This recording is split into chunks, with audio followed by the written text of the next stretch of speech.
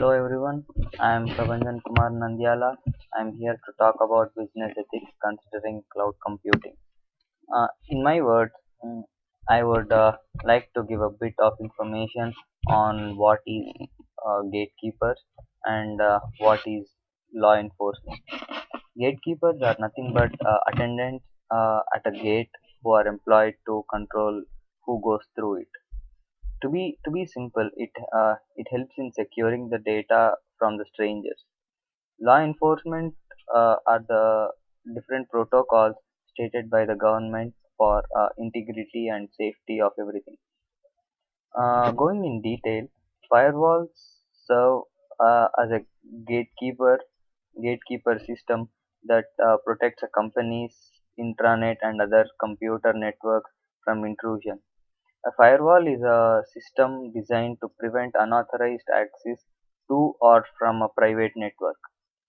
Firewall can be implemented in both hardware and software or combination of both.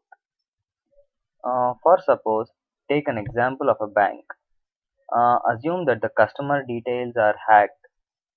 Then, if a hacker tries to get into the intranet uh, and if he breaks the firewall of the server, then all the systems can be hacked, which will result in huge loss to the customers of that bank, and the bank itself. In this issue, if this issue is not resolved by the gun, if this issue is not resolved by the bank, then this may affect the reputation of the bank, which will end up in people not investing in that bank. In other words, the bank will lose the goodwill that was gained among its customers. Any loss of information related to bank account, um, details of the customers may cause serious loss to the reputation of the bank, as it has failed to protect the customer's data. In order to avoid this, the bank should not only depend on firewalls but also should keep additional security mechanisms such as one-time passwords. One-time passwords works in this way.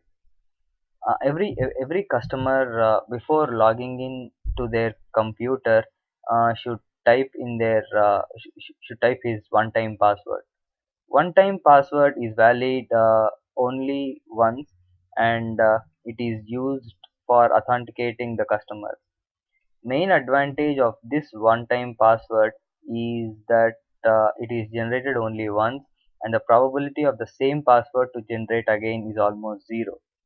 In the initial step, all the inputs from the user are combined. A secure hash function is executed for number of times, and an output of 64-bit is converted into human readable form. This password, human readable, is one-time password. The server has database containing one-time password from last successful authentication of the user. It checks if the password generated and the password entered is same. If both the passwords are same, then the user can log in his computer, else he cannot. Or the bank also can do something like this. All the employees in the bank should be given a smart card, which they have to swipe at the entrance and to enter the bank. Every branch and headquarters have a server which is connected to the internet.